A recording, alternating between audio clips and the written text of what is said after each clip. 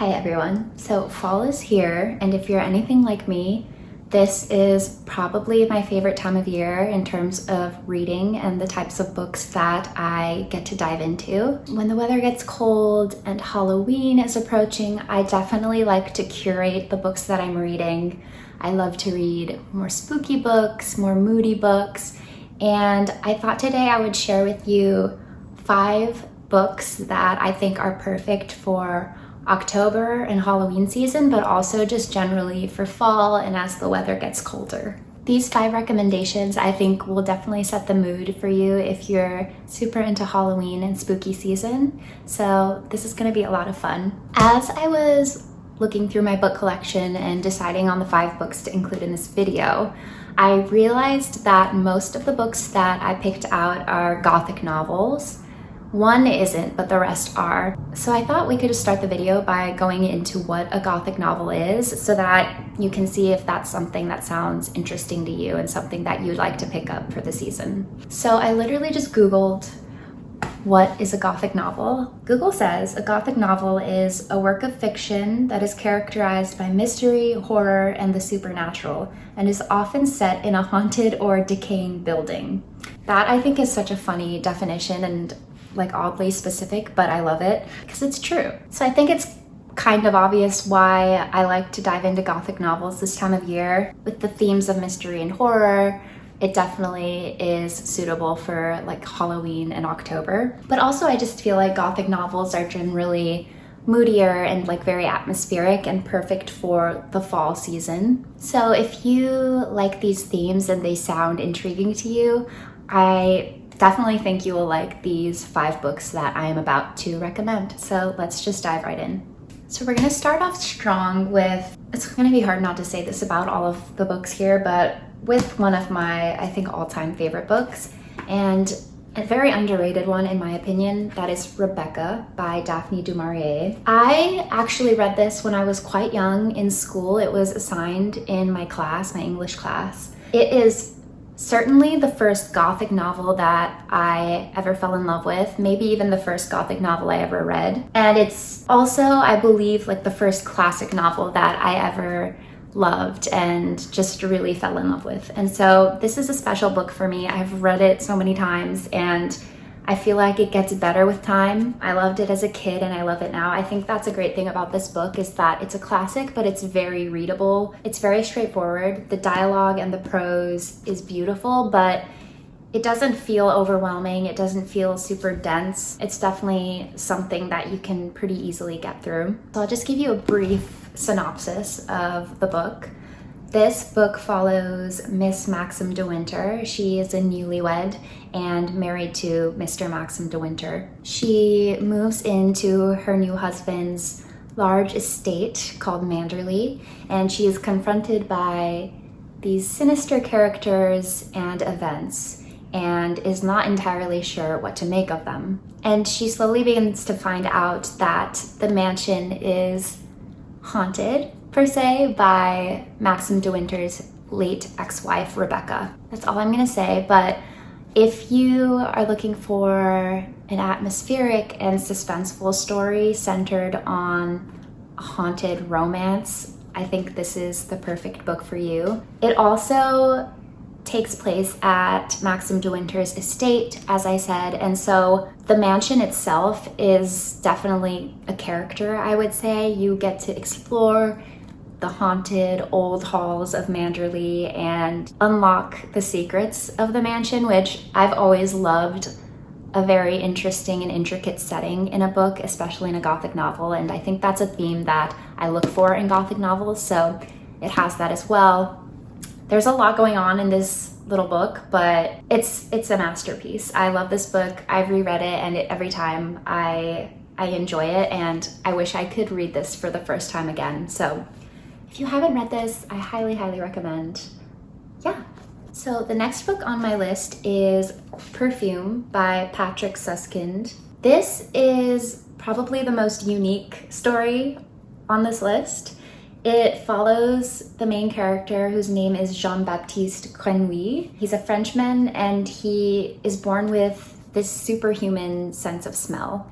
and he's basically obsessed with scents and smells, and he embarks on this mission to create the ultimate perfume. And this man will go to any lengths to create this perfume. And when I say any lengths, I mean any.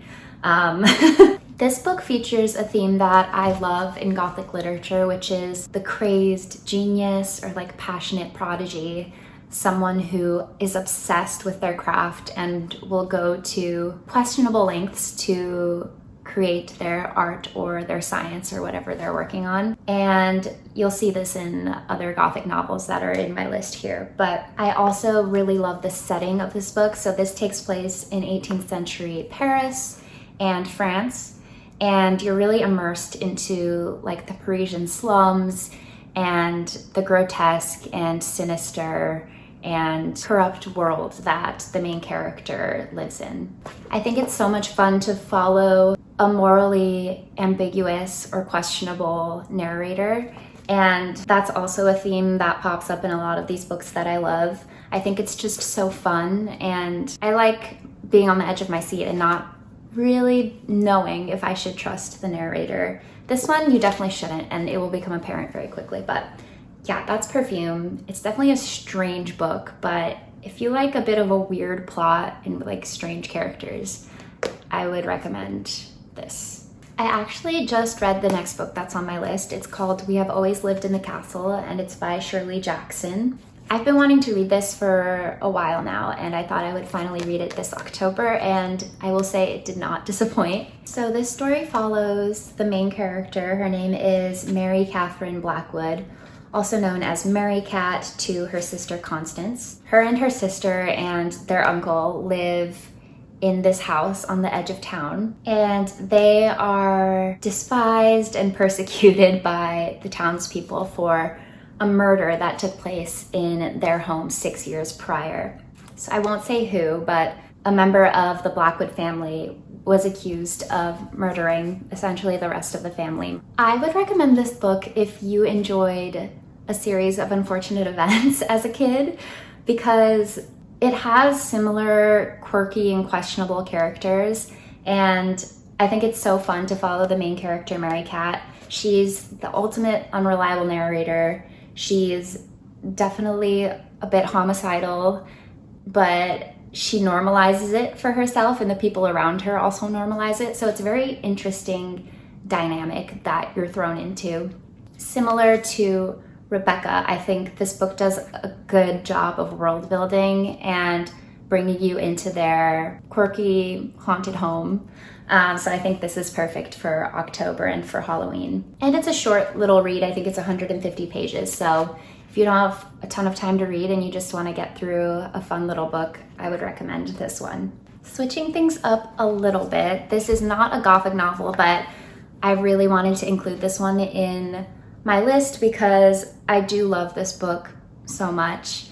It is Coraline by Neil Gaiman. Everyone knows Coraline. It's a very cozy and quick read. I think this is a fun book, and I envision myself like curling up with some sweet treats and devouring this book in a night. If you've seen the movie or are familiar with the movie, it follows it pretty closely, or I guess the movie follows the book very closely. So it's nice to read something that you're maybe already familiar with and having it brought to life in a different way.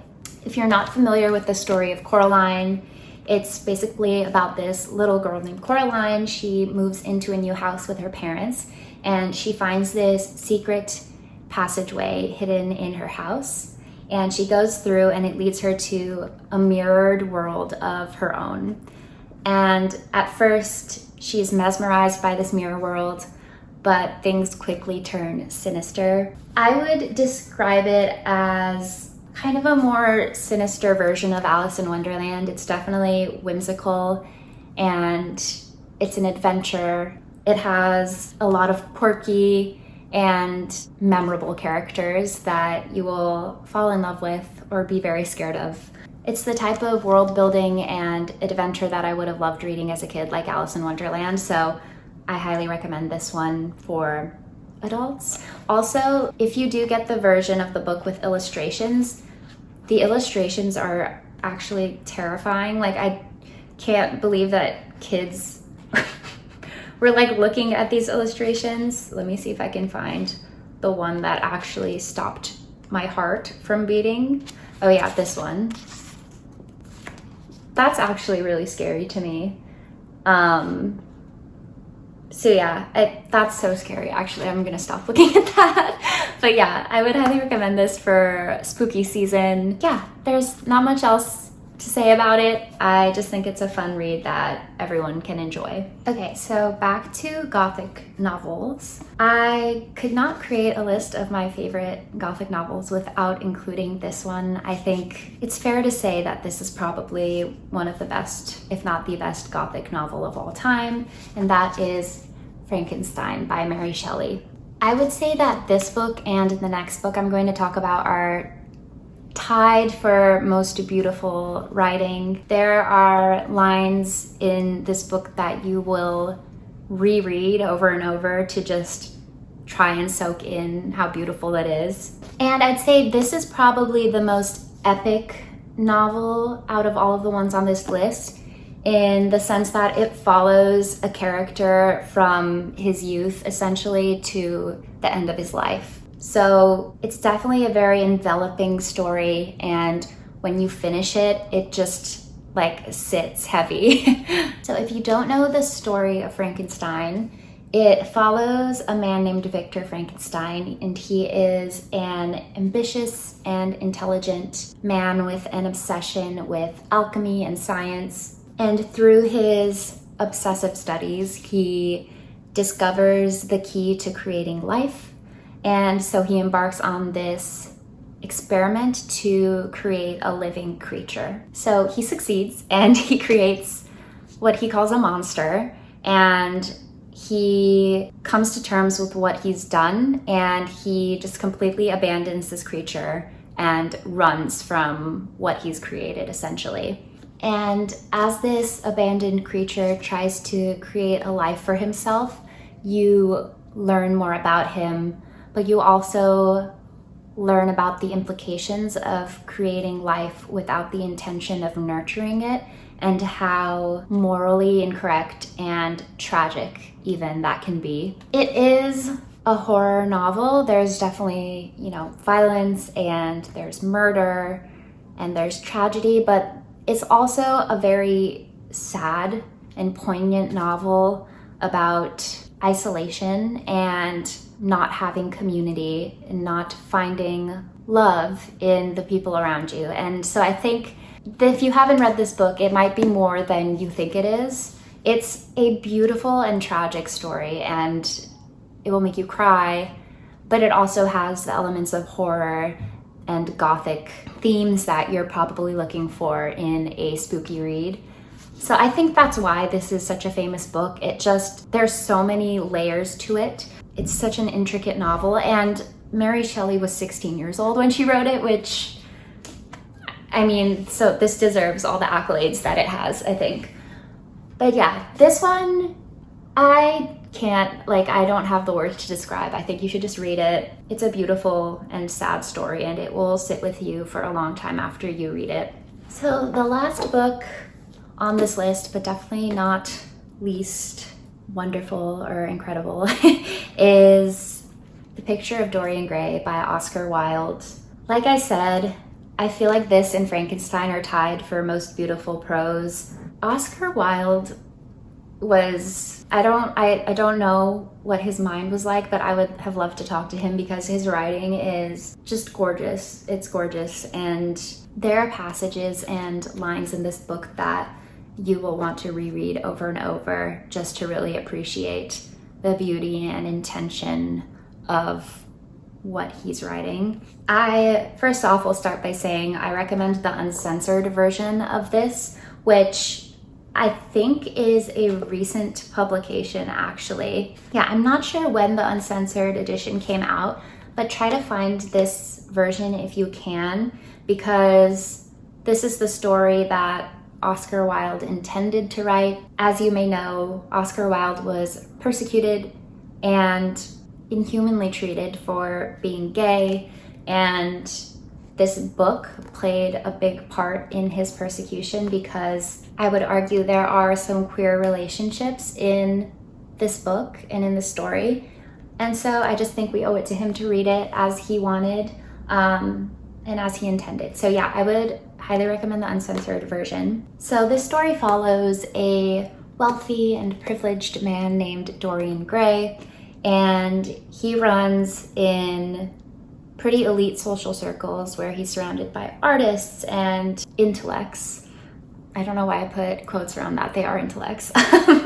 And he has his portrait painted by his friend and artist, Basil Hallward. He gets into these intellectual conversations with his friends about the purpose of life and what your intentions should be as you go through life. And consumed by his desire to be eternally youthful and beautiful, he curses his portrait to bear the physical signs of aging and sin so that he can stay eternally, essentially youthful and look the way that he does now for the rest of his life. I really enjoyed this book because you get to delve into the lives of artists and musicians and London's social elite. And it's a lot of fun to be immersed in this world of like the elite social class of London. So it's definitely an escapist novel. You read this and you're definitely taken to this different glittering world of the elite. But also, as everyone knows, wealth is not everything. And so you learn about the troubles and the internal roiling of this young wealthy man. Although the prose in this book is beautiful, it's definitely still got elements of horror in it. There are scenes that will make your stomach turn. So also I think a fitting book for October and Halloween season. But yeah, this is Oscar Wilde's talent and incredible mind on full display. So I would highly recommend this book. But yeah, that is all of my favorite novels that I like to read in the fall and Halloween season. Only picking 5 was really difficult, but I mean, this is definitely like the best of the best. If you're gonna read any Gothic novels, I think these are the ones that you should start with. I would say if you haven't read classics before, I would start with Rebecca or We Have Always Lived in the Castle. These are pretty easy to read, but still very incredible and satisfying stories. If you're looking for something a bit more challenging and dense, I would recommend Frankenstein. But although it can be hard to get through at times, it's so worth the payoff of being able to immerse yourself in Mary Shelley's beautiful writing and storytelling. I hope that you read one of these books this month and this season. It's such a fun time of year when it comes to reading for me, so I just want to share that with you all. Yeah, happy fall, happy reading, and I will see you soon. Bye.